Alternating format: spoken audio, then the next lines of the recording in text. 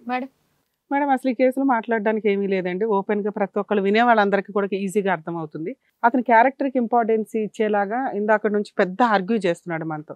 అంత క్యారెక్టర్‌కి ఇంపార్టెన్స్ ఇచ్చే వ్యక్తే అంటే అతని దగ్గర క్యారెక్టర్ లేదు. తెచ్చుకున్న అమ్మాయి దగ్గర కూడా లేదు. ఎందుకంటే ఆ అమ్మాయిని నేను ఒక్క మాట అనట్లేదండి. ఆ అమ్మాయి ఆల్రెడీ స్టార్ట్ చేసినప్పుడే లక్ష్మి గారు అనేది ఏంటంటే, నాది పలానా వృత్తి అండి. ఆ వృత్తిలో నేను కష్టపడి నేనేదో సంపాదించుకుంటున్నాను. ఒక్కొక్కళ్ళు ఒక్కొక్క ప్రొఫెషన్‌లో తీసుకుంటారు. ఆవిడ ఆ ప్రొఫెషన్. అలాంటి వ్యక్తిని కూడా కావాలనుకునే అంత వ్యవహారం ఈయన దగ్గర ఉన్నప్పుడు, భార్య నిజంగా తప్పు చేసిందా లేదా అని కనిపెట్టేంత ఓపిక లేదు అతని దగ్గర. అర్థమవుతుందా? సో, ఎక్కడా కూడా అదే మాటలు మనం 5 టైమ్స్, 6 టైమ్స్ అడిగినా కూడా పాలోడు, పెరుగోడు, పేపరోడు అంటున్నాడే తప్ప, ఏదో ఫోన్ మాట్లాడుతుంది. ఆవిడ క్లియర్‌గా చెప్తుంది మా నాన్నతో మాట్లాడాను అని. ఇదంతా ఎప్పుడు జరిగింది? 1 ఇయర్ నుంచి. ఈ 1 ఇయర్‌లో అంటే లేడీస్‌కి మోనోపాజ్ ఎట్లాగో వీళ్ళిద్దరూ అదే స్టేజెస్‌లో ఉన్నారు ఒక రకంగా. జెంట్స్‌కి కూడా ఒక 45, 50లకు వచ్చినప్పుడు ఈ రకమైన అక్రమ సంబంధాలు, వేరే వాళ్ళతోటి ట్రాప్ అవ్వడాలు, వేరే వాళ్ళ మీద ఇంట్రెస్ట్ చూపించడాలు, ఏదో ఒక స్టేజ్‌లో బ్రేక్స్ నడుస్తూ ఉంటాయి. అందరూ అట్లా ఎళ్ళకపోవచ్చు గానీ 90% వాటిల్లో ఇగో ఇట్లాంటి 10% వోళ్ళు ఎక్కడో ఉంటారుగా. 90% మంచిగా ఉండి కంట్రోల్ చేసుకుంటూ తీర్థయాత్రలు ఇటు అటు తిరిగినా కూడా, ఇలాంటి వ్యక్తులు ఎట్లా ఉంటదంటే దీనికి ఆల్రెడీ వ్యవహారంలో ఈయనకి పూర్తిగా డ్రింకర్. పోనీ ఈ 19 ఇయర్స్ నుంచి చేస్తున్న డ్రింకింగ్‌లో ఎప్పుడూ రాని డౌటు ఈ 1 ఇయర్‌లో వచ్చిందంటే ఈ రకమైన హార్మోన్ ఇంబాలెన్స్‌లు కూడా ఎక్కువ అయ్యి ఉండొచ్చు నాకు తెలిసి. ఇక సైకలాజికల్ డిప్రెషన్ ఉందా లేదా అంటే ఆయన మాట్లాడేది సైకలాజికల్ డ్రింక్ వల్ల వచ్చే వే ఆఫ్ బిహేవియర్. ఈవిడ ఆల్రెడీ 6 మంత్స్ నుంచి ఏదో కష్టపడి పిల్లల్ని అట్లా పోషిస్తుంటే, ఆయన పిల్లల్ని చూసుకుంటానంటూ అక్కడ ఈయనకు 3 రెట్లు సంపాదించి ఆవిడ దగ్గరికెళ్ళి కూర్చున్నాడు.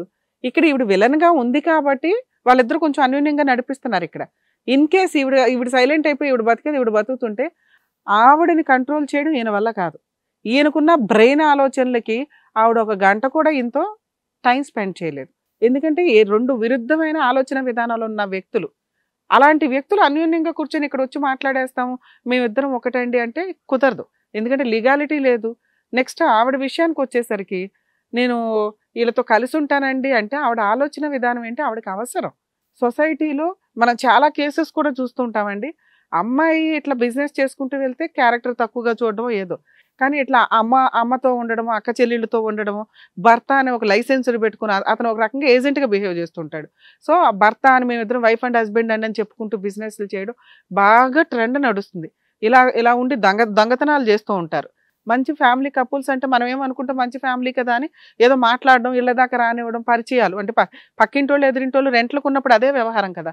ఈ టైప్ ఆఫ్ మాఫియా ఒకటి. ఏది ఫ్రెండ్‌షిప్‌తో ఇళ్లల్లోకి రావడం, ఏవో ఒక వస్తువులు దొంగతనాలు చేసుకుంటూ వెళ్ళటం, లేకపోతే ఆళ్ళ హస్బెండ్‌లని ట్రాప్ చేయడం, బ్లాక్‌మెయిల్ చేయడం. ఇక ఈళ్ళ విషయానికొచ్చేసరికి ఆవిడకి అవసరం కాబట్టి ఇట్లా ఒక బిజినెస్ చేయాలి అంటే లైసెన్స్‌డ్‌గా ఉంటే ఇంకా బెటర్ ఏమో అని ఆవిడ అనుకోవడం. లేదా ఈ వృత్తి వదిలేసి పర్ఫెక్ట్‌గా ఒక వైఫ్ లాగా ఉందాము అంటే 19 ఇయర్స్ ఉన్న వైఫ్‌కే దిక్కాణం లేదు. అంత ఆహ్, ఆ వేలో ఉన్న ఒక వ్యక్తిని అతను అనుమానించకుండా ఉంటాడని ఎలా అనుకుంటది?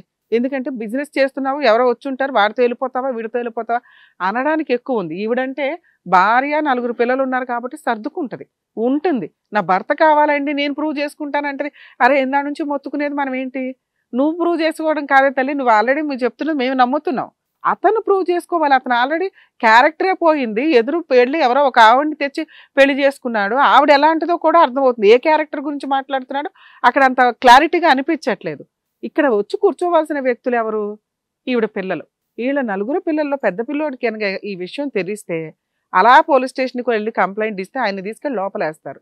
క్యారెక్టరు మీకు మీరు భార్యాభర్తలుగా తన్నుకునే రైట్స్ ఎన్నన్నా ఉంటాయి గానీ, పిల్లల్ని డీఎన్ఏ టెస్ట్ అని చెప్పి వాళ్ళని జీవితకాలం మచ్చపడుతదండి. ఎవడికి సమాధానం చెప్పుకోవాలి? నాన్న అని ప్రూవ్ చేసుకోవాలా?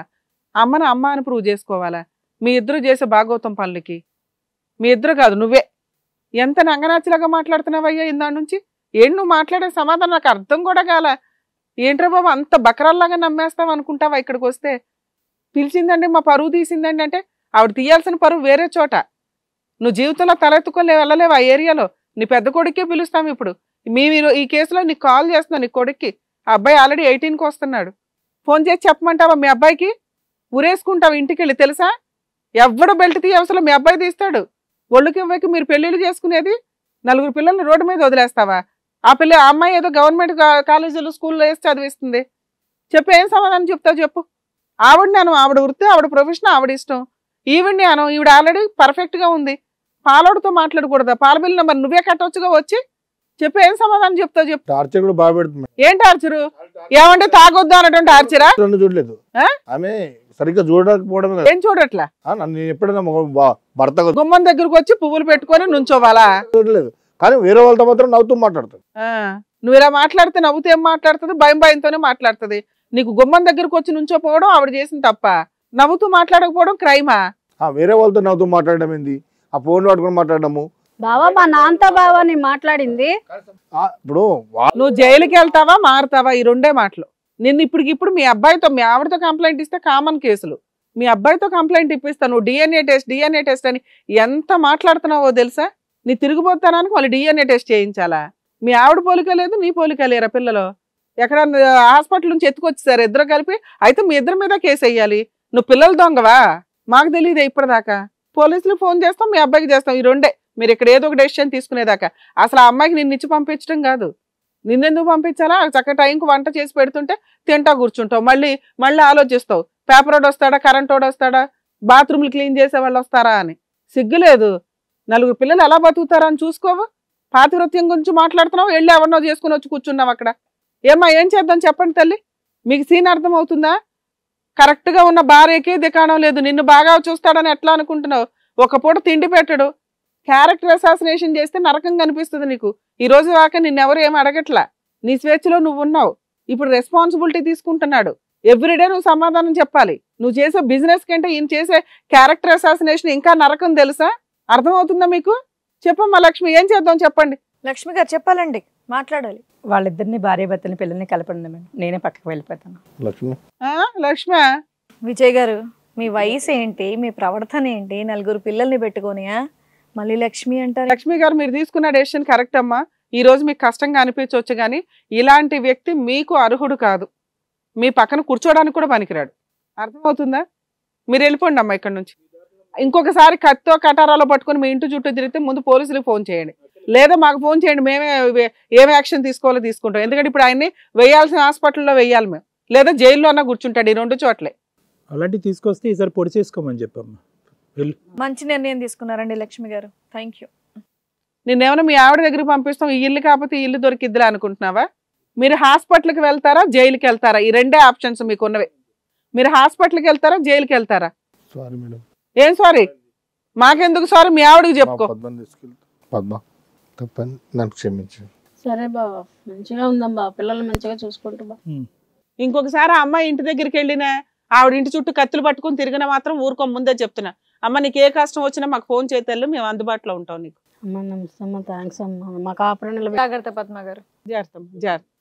సార్ ఇప్పుడు నమ్మడానికి ఇతనే లేదు, మీరు ఆల్రెడీ కౌన్సిలింగ్ కూడా బెటరు. నాకు తెలిసి 1-2 సిట్టింగ్స్ ఆవిడకి చెప్తాం, మనం చెప్తే బెటర్ అండి. ఎందుకంటే ఇప్పటికిప్పుడు మారిపోయాడంటే మనం జైలుకి పంపిస్తామేమో, పిల్లోడికి చెప్తామేమో అని భయపడుతున్నాడు తప్ప, ఆయన చేసి తిరగాల్సిన తిరుగులకి ఇది ఒక వంక పెట్టుకున్నాడు. క్లియర్ అర్థమవుతుంది, ఎక్కడ కూడా ప్రాపర్ ఎవిడెన్స్లు లేవు, మాట్లాడే విధానంలో పర్ఫెక్షన్ కూడా లేదు. అతనికి కౌన్సిలింగ్ అవసరం. అలాగే పద్మ గారికి కూడా మనం చెప్పాం కదా, ఎప్పుడే అవసరం ఉన్నా సరే కాల్ చేయమని చెప్పేసి, కాబట్టి ప్రాబ్లం లేదు. సో పద్మ గారు న్యాయం కావాలని చెప్పేసి వచ్చారు, హస్బెండ్ని మార్చి పంపించమని చెప్పేసి వచ్చారు. సో చక్కగా మార్చి పంపించినందుకు thank you so much doctor garu, thank you so much advocate madam. Hello అండి, నేను మీ శ్రీవాణి. ఇది కథ కాదు జీవితం కార్యక్రమాన్ని అందరికన్నా ముందుగా మీరు చూడాలి అనుకుంటున్నారా? అయితే ఇమీడియట్ గా హిట్ టీవీ యాప్ ని డౌన్లోడ్ చేసుకోండి, అది కూడా ఫ్రీగా. ఇందులో short news, live news, entertainment, movies అన్ని అవైలబుల్ గా ఉన్నాయి. అండ్ మీ అందరికి ఇంకో సీక్రెట్ చెప్పనా? ఇలా రండి. Yes, hit TV app download చేసుకున్న వాళ్ళకి 1000 నుంచి 1 lakh వరకు లక్కీ డ్రాస్ అనేది తీయడం జరుగుతుంది. మరి ఇంకెందుకండి ఆలస్యం, ఇమీడియట్ గా హిట్ టీవీ యాప్ ని డౌన్లోడ్ చేసుకోండి.